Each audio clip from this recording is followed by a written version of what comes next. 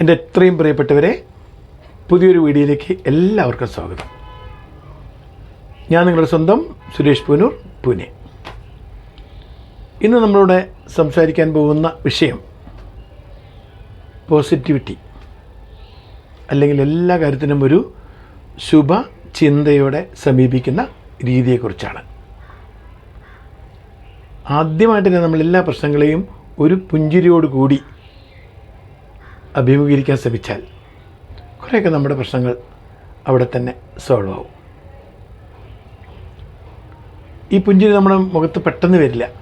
ആ പുഞ്ചിരിയെ നമുക്ക് നമ്മുടെ ഉള്ളിൽ സൃഷ്ടിക്കേണ്ടതുണ്ട്.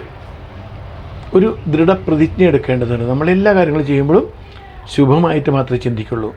പോസിറ്റീവ് തിങ്കിങ്, അതായിരിക്കണം നമ്മുടെ പ്രധാന ലക്ഷ്യം. അപ്പം നമ്മൾ ഒന്നിനെയും ദുഃഖകരമായിട്ട് ചിന്തിക്കാൻ ഉദ്ദേശിക്കുന്നില്ല. നമ്മൾ സ്വയം ഒരു തീരുമാനം എടുക്കുകയാണ്, ഞാൻ ഇതിനെയൊക്കെ ശുഭമായിട്ട് തന്നെ കാണുള്ളൂ. കാരണം എന്ത് സംഭവിക്കുന്നതും നല്ല കാര്യത്തിനാണ്.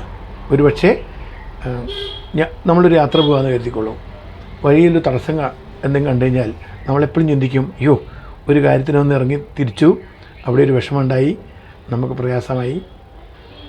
എങ്കിൽ അങ്ങനെയല്ല. അത് നമ്മുടെ ഒരു കാര്യത്തിൻ്റെ ഇറങ്ങി തിരിച്ചു, ഒരുപക്ഷെ അവിടെ എന്തെങ്കിലും പ്രശ്നം ഉണ്ടായത് നമ്മൾ തുടർ യാത്ര ചെയ്യാതിരിക്കാൻ വേണ്ടിയായിരിക്കാം, അല്ലെങ്കിൽ നമ്മുടെ യാത്രയെ മുടക്കാൻ വേണ്ടിയാവും.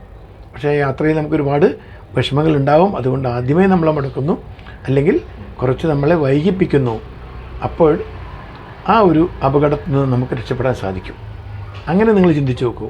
അപ്പോൾ ഒരു കാര്യത്തിൽ നിങ്ങൾക്ക് ഒരു നെഗറ്റിവിറ്റി കാണാൻ സാധിക്കില്ല. ഈ നെഗറ്റിവിറ്റിയാണ് മനുഷ്യനെ ആകെ നശിപ്പിക്കുന്നത്. അപ്പോൾ നെഗറ്റീവായി നമ്മൾ ചിന്തിക്കേണ്ട ആവശ്യമില്ല. അത് ഇന്ന കാര്യം കൂടെ ആയിരിക്കാം എന്ന് സമാധാനിക്കാം. ഓക്കെ.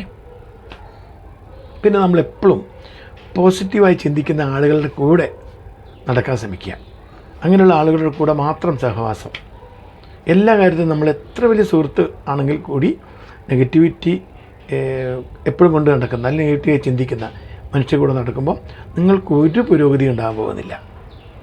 അപ്പം നമുക്ക് നന്നായി ചിന്തിക്കുന്ന ആളുകളുടെ കൂടെ, ശുഭ പ്രതീക്ഷ എന്നും വെച്ച് പുലർത്തുന്ന നമ്മുടെ നല്ല സുഹൃത്തുക്കളുടെ കൂടെ മുന്നോട്ട് നീങ്ങാം. മറ്റുള്ളവരെ തള്ളിക്കളയണമെന്നല്ല, പക്ഷെ അവർ പറയുന്ന കാര്യങ്ങളെ നമ്മൾ ആ രീതിയിൽ മനസ്സിലേക്ക് എടുക്കാൻ പാടില്ല.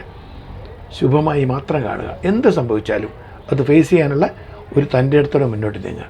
പിന്നെ നിങ്ങൾക്കൊരു കാര്യം പ്രയാസമാവില്ല. അപ്പം നമ്മളെന്നും ഇന്ന് വരെ നമ്മളൊരു ദൃഢപ്രതിജ്ഞ എടുക്കുന്നു, നമ്മൾ വളരെ പോസിറ്റീവായിട്ട് ചിന്തിക്കൂ. ഒരിക്കലും നെഗറ്റീവായി ചിന്തിച്ച് നമ്മുടെ ജീവിതം കൊള്ളുന്നുണ്ടില്ല. ആ ചിന്തകൾ നിങ്ങളെ നല്ല വഴിക്ക് നടക്കട്ടെ. നല്ലൊരു ഭാവി നിങ്ങൾക്ക് എല്ലാവർക്കും ഉണ്ടാവട്ടെ എന്ന് ആശംസിച്ചുകൊണ്ട് ഞാൻ നിർത്തുന്നു. നിങ്ങളുടെ സ്വന്തം സുരേഷ് പൂനൂർ, പൂനെ.